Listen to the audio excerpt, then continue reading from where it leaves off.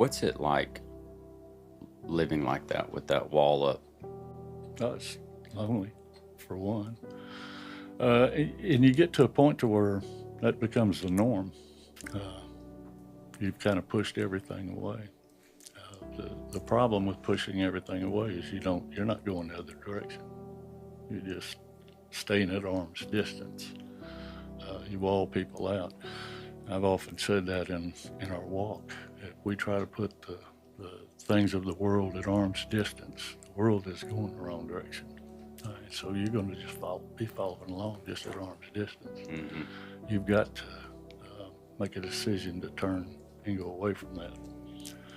But at that time, I had no desire to turn around.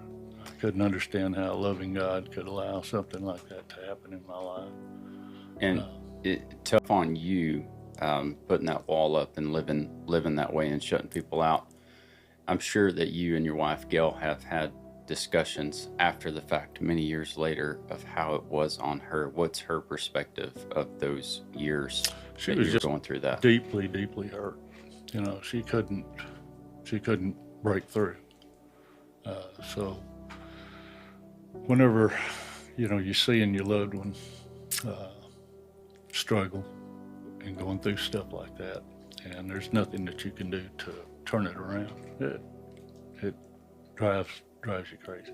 I mean, it makes it a whole lot worse for them. So yeah, it was.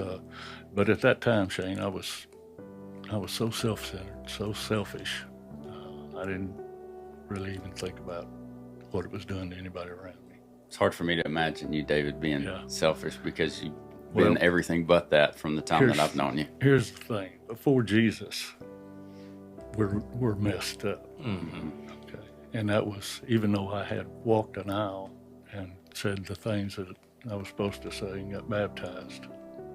I did not have a relationship, and so you start looking at the events of your life, and you focus on the events of your life. You're going to find out your focus is so consumed, you'll never focus on the things that you need to focus on. That song, Cast Your Eyes Upon Jesus. Look into his face, and then the things of the world will grow strangely dim in the light of his glory and grace. There's so much truth in that because you get consumed by your stuff and you can't see the truth.